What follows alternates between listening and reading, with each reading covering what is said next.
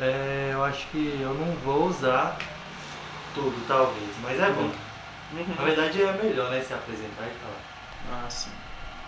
Pode começar se apresentando. Meu nome é Júnior Pimenta Santos, mais conhecido como Mestre Zanza Júnior. Sou coordenador da Associação dos Grupos Catopês Marus Caboclinhos aqui de Montes Claros. Júnior, a primeira pergunta que a gente tem aqui é você falar um pouco sobre qual é a história da Congada. Uhum. A história da Congada, dos Congados, né? É importante falar primeiramente que são matrizes africanas, né? São origens em suas matrizes africanas.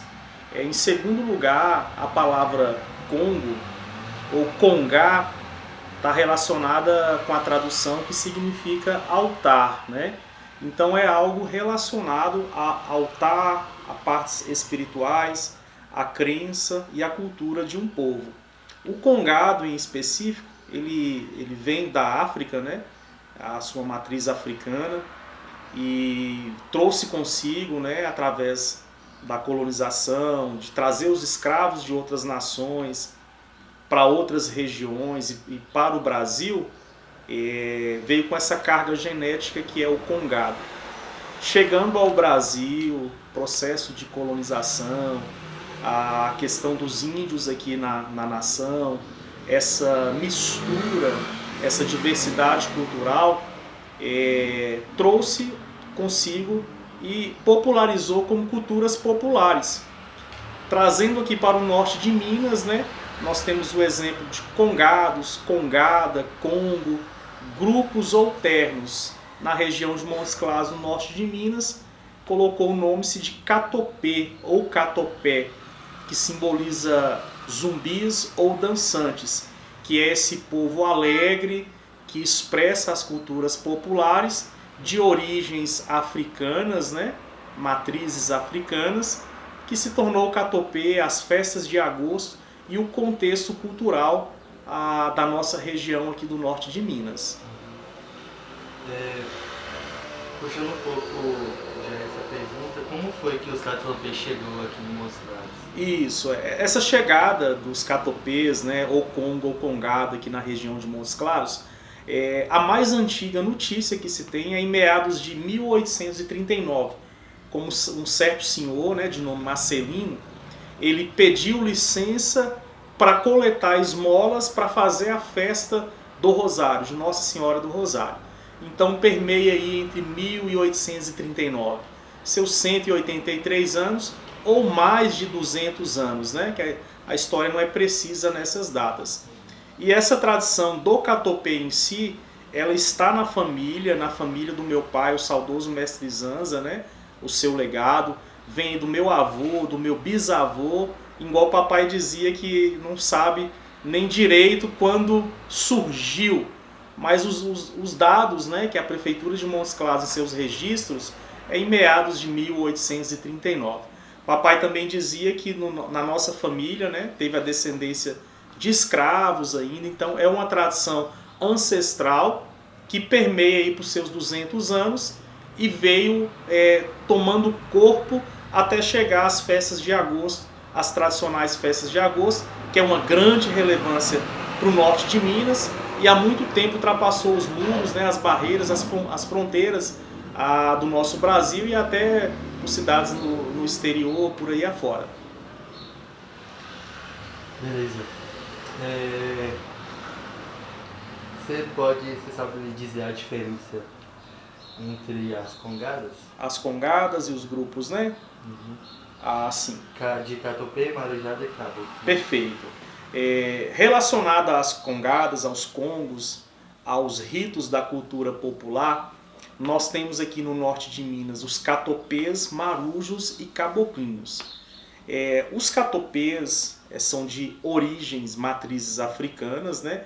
Direcionadas lá do Congo, né? Que é a palavra congá ou congado, que simboliza um altar relacionado a partes e ritos, né?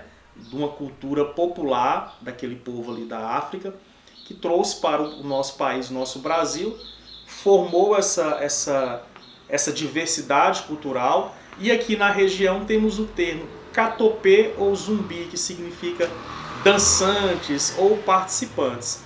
Então a origem do catopê em si são as raízes da matriz africana, da cidade do Congo, lá na África, que aí veio para a nossa região e aí popularizou com o nome de catopê.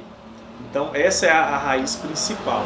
Nós temos também a marujada, né, que simboliza aí as grandes navegações portuguesas, os feitos e as lutas ali contra os povos mouros, as grandes navegações portuguesas também, suas conquistas e seus feitos, também relacionada a um símbolo, né, que é a nau catarinense, que é o símbolo da navegação, essa navegação nos mares, os desbravamentos, né? E a marujada traz em toda a sua tipologia, a sua história, a sua origem, né, europeia, e que veio para o nosso país, e hoje temos a marujada belíssima e representada nas nossas festas de agosto. Temos também os caboclinhos, né?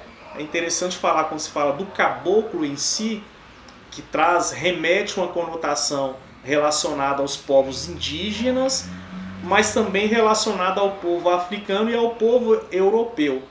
Por exemplo, quando o europeu ele vinha e ele aqui tinha uma relação com os índios aqui da região, do Brasil, assim, descoberto, né?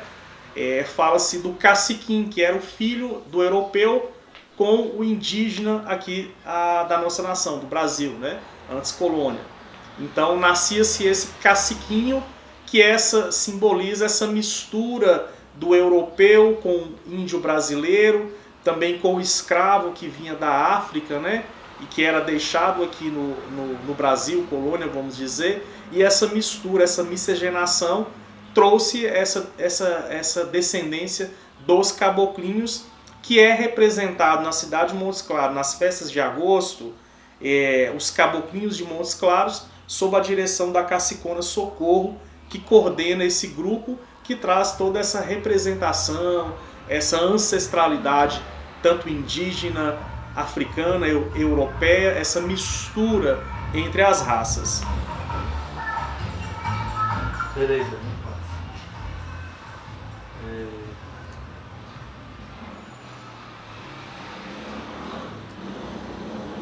Qual a importância do mestre nos grupos? Ah, sim, bacana. Essa importância dos mestres no grupo, porque o mestre ele simboliza ali a coordenação do grupo, e além disso, o mestre foi passado a mensagem o senso comum, a oralidade, os ensinamentos dos fazeres e dos saberes.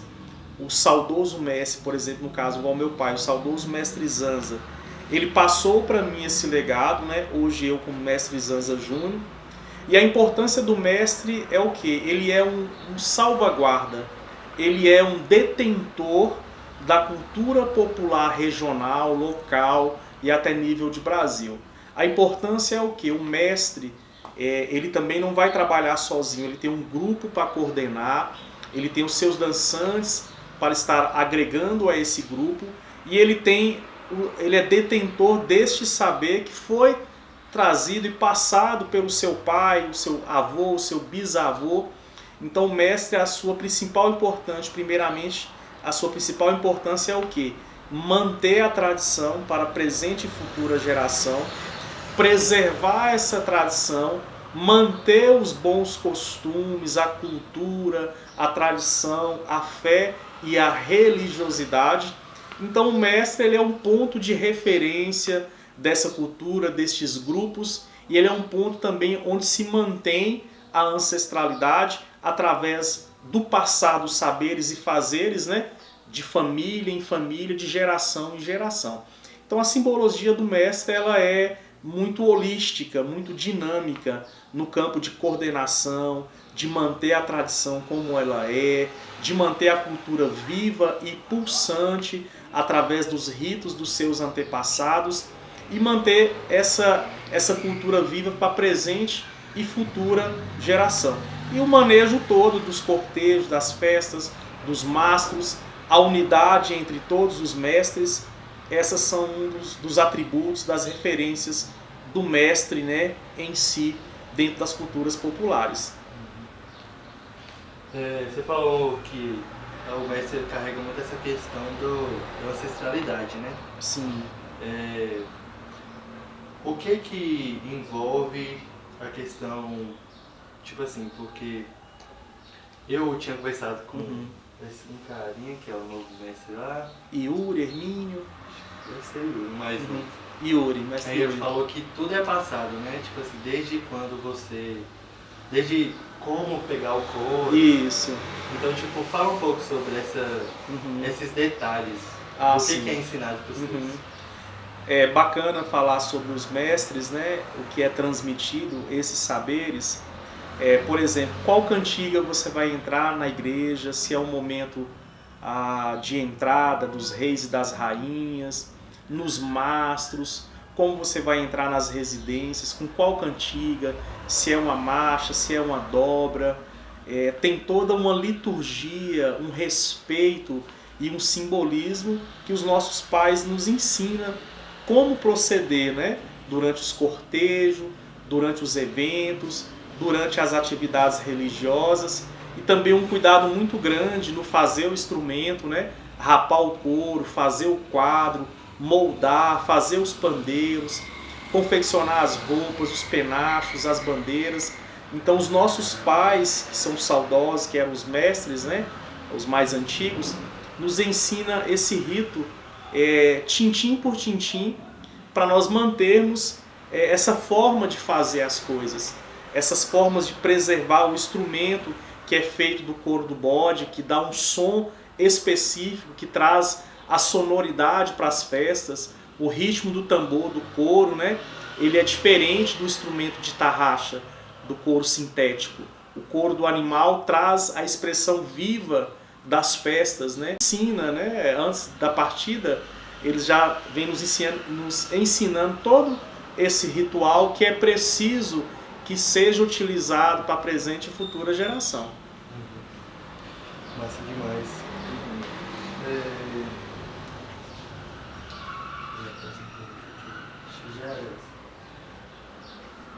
Quais os elementos principais para o desfile acontecer? Os elementos principais, na verdade, quando a gente fala de elementos, falando de culturas populares, né, da cultura dos saberes e fazeres, são diversos elementos e diversas atribuições. É importante falar que as culturas populares, e no caso as festas de agosto, catopês, marus, caboclinhos, é uma cultura também familiar. As festas elas acontecem antes do mês de agosto, com a preparação dos instrumentos, das vestimentas, dos penachos, dos adereços que vão ser utilizados. Mas os pontos importantes é essa relação com a cultura, a devoção e a fé, que é a devoção à Nossa Senhora do Rosário, a São Benedito e ao Divino Espírito Santo. Então, um ato de extrema importância são o ato também dos mastros. As bandeiras que vão ser levantadas nos mastros, elas ficam na casa dos respectivos mordomos, e os catopês, marus e caboclinhos fazem as visitações nas casas antes dos momentos das festas.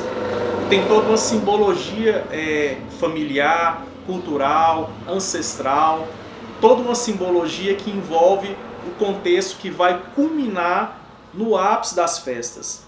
Então, uma grande relevância é o levantamento desses mastros, que simboliza o quê? Quando se pega uma bandeira de Nossa Senhora do Rosário, do São Benedito ou Divino Espírito Santo, coloca-se sobre o mastro, ele vai ser levantado ali na porta da igrejinha do Rosário, onde a tradição ancestral, que há anos nós fazemos esse cortejo, tiramos a bandeira da casa do mordomo e levamos para ser levantada. O primeiro dia é o levantamento do mastro de Nossa Senhora do Rosário, que simboliza a chave que abre os céus, a porta inicial e entrada para os cortejos, que é a limpeza das ruas, trazer essa parte espiritual, unir o divino ao material, né, que são as pessoas, o olhar para o ser humano, para as pessoas, para as crianças, os cortejos. Então, na hora que se levanta o mastro, a bandeira, ela é levantada, essa ligação com Deus, e o eixo onde o mastro ele vai adentrar simboliza a terra, né? Então é a ligação entre Deus e o homem, essa mediação, esse contato do espiritual e o físico. Então isso é um fato muito importante que acontece tanto na bandeira de Nossa Senhora do Rosário, São Benedito e do Divino Espírito Santo. E toda a parte litúrgica que envolve o contexto das festas de agosto.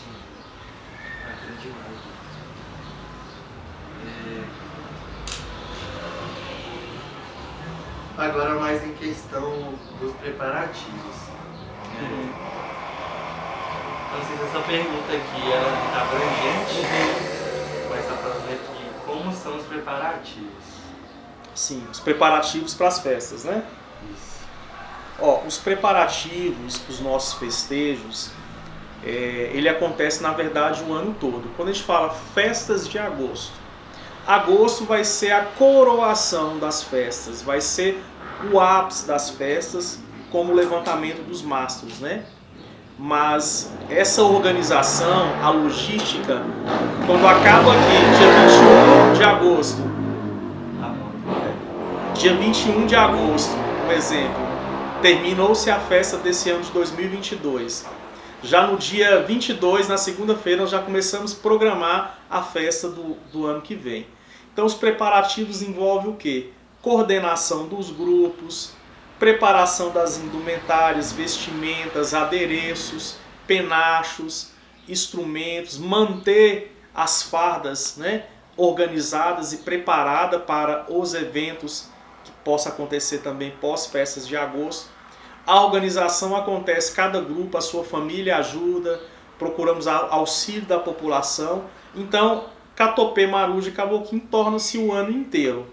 Então a preparação ela é totalmente o ano inteiro preparando para os nossos festejos.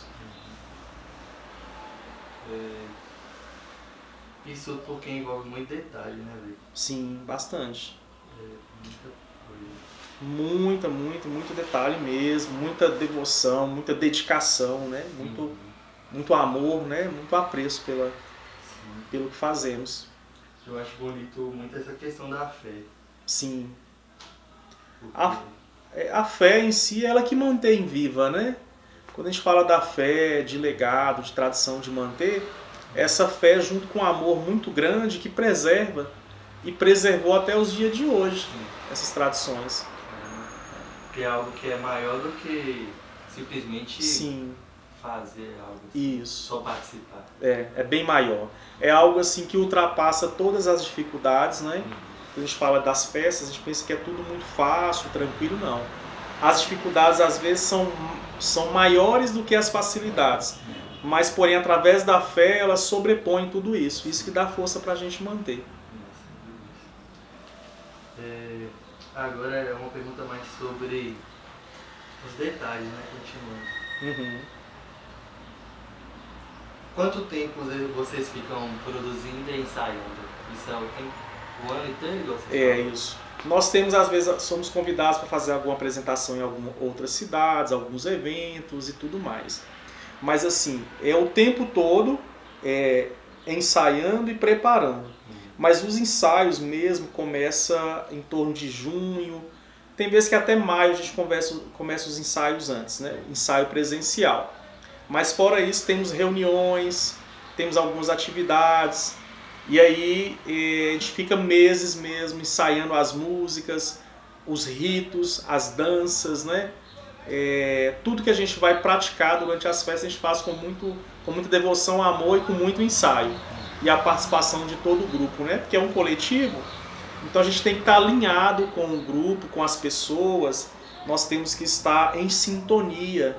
Aí cria esse vínculo através dos ensaios, de fazer os instrumentos, de fazer os penachos, de construir as nossas bandeiras. Então tudo isso vai criando esse vínculo e aí vamos nos agregando uns aos outros, né? Fortalecendo em devolutiva uma festa maravilhosa para a população. Eu queria, velho, que você pegasse o chapéu. se desse explicar um pouco sobre como ele é feito. Ah, sim. Tranquilo. Beleza, pode começar. Então, esse aqui, na verdade, ele é chamado de capacete, penacho, né? E ele, na verdade, é um símbolo da cultura regional norte-mineira, é um símbolo dos catopês. Pode começar de novo? Ah, sim. Fazer a mão? Aham. Pode. Vamos lá. Então, esse aqui é o nosso penacho ou capacete. Ele é o símbolo da cultura norte-mineira, é a representação máxima dos catopês, marujos e caboclinhos, né? E especificamente dos grupos de catopês ou congados, né? Então é uma produção totalmente artesanal, onde nós usamos os ajofes ou ajofás, pedras, né? A maior parte nós costuramos, outras colamos, mas o ideal é fazer essa costura. Ele é feito manualmente, né? Aqui tem uma voltura, o molde é um papelão que a gente utiliza, reveste com tecido e vai montando a sua face. Vai criando o design, né? As cores e juntamente com as fitas que simboliza a alegria, a festividade. E geralmente nós temos as cores azul, vermelho e rosa, né? A azul que representa a Nossa Senhora do Rosário, a vermelha, o Divino Espírito Santo, né? E a rosa, São Benedito. Uma parte importante também do penacho, né? A relação a essas penas de pavão natural, né? É uma pena natural, essa não é aquela sintética, tirada direto do pavão. E tem uma simbologia de representar também o olhar divino, né? Essas penas, os olhos, né? Divino, os olhos de Deus. Até a mitologia grega também traz consigo os olhos do Deus, né? Essa expressão de ver e vislumbrar todos os lugares, né? E essa expressão do catopê, que é essa tradição maravilhosa que traz essa alegria, essa devoção e essa fé. Aqui nós temos as fitas, né? As cores, a representação simbólica das cores, né? A alegria dos catopês nas nossas cidades, né? Para a população. Esse aqui é o nosso penacho, né?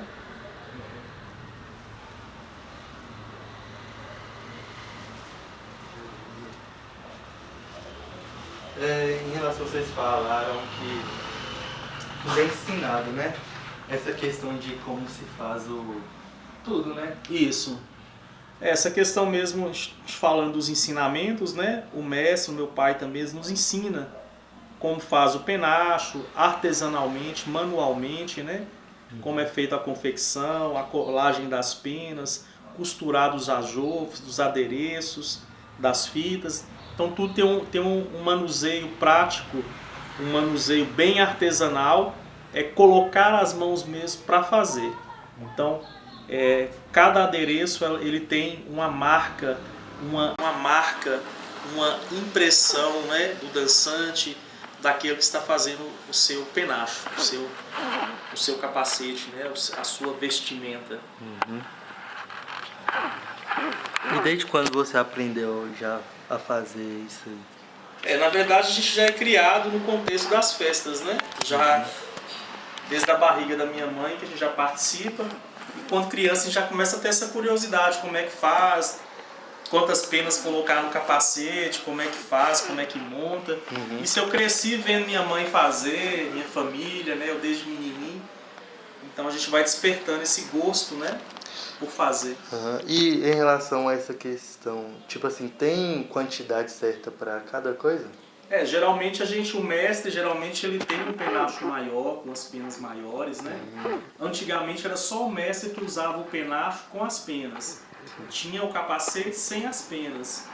Aí o contramestre pediu ao meu pai, foi e autorizou, e a partir daí as outras pessoas também podem usar, né? Entendi. E aí fica mais bonito, mais coeso, mas via de regra do mestre, né?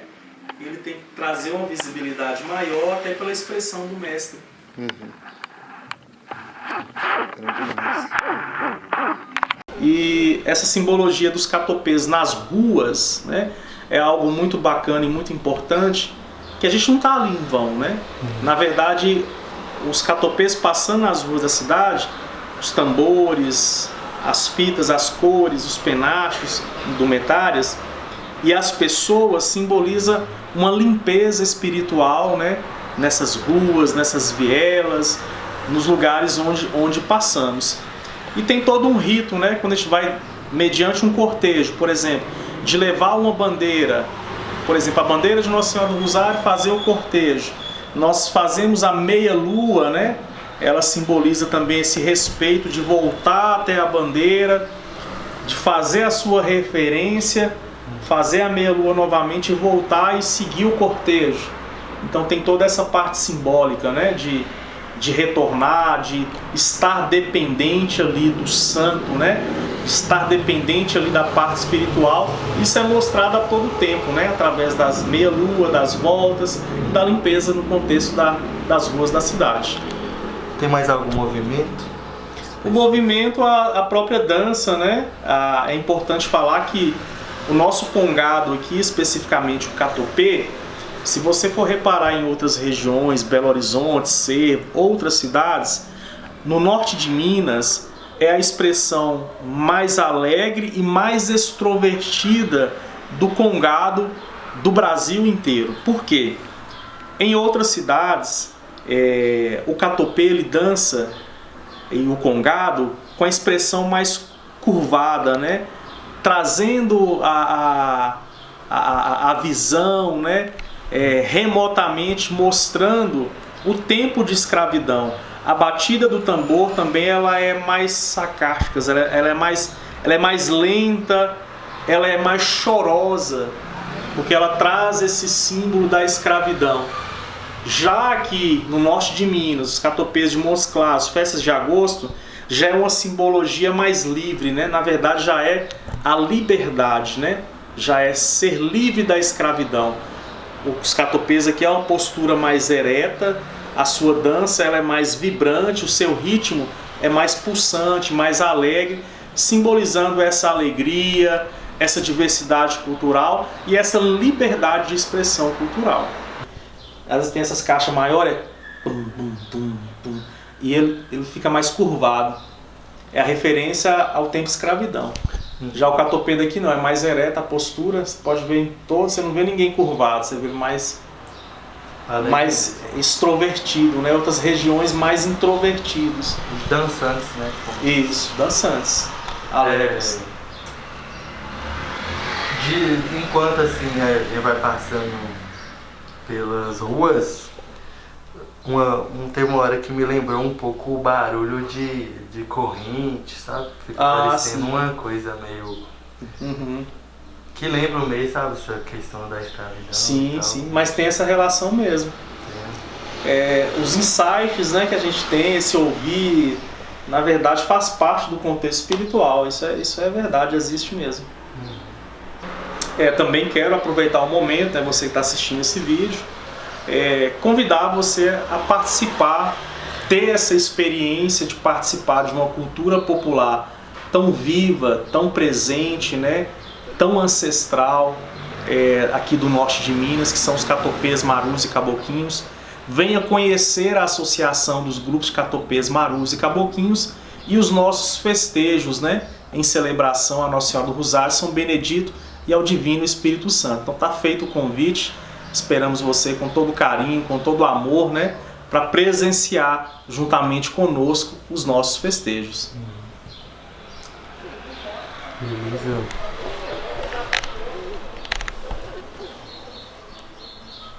Essas fitas, como é que vocês compram elas? Tipo assim... Essas fitas, na verdade, são industrializadas, né? As lojas de aviamentos. Uhum. Geralmente tem os carretéis de fitas, né? Vem as cores, os modelos, né? Tem as fitas mais sofisticadas, que é o formato russo, né? Uhum. E... indústria mesmo, essas lojas de aviamentos, né? Geralmente tem muitas fitas. E aí fica a gosto de cada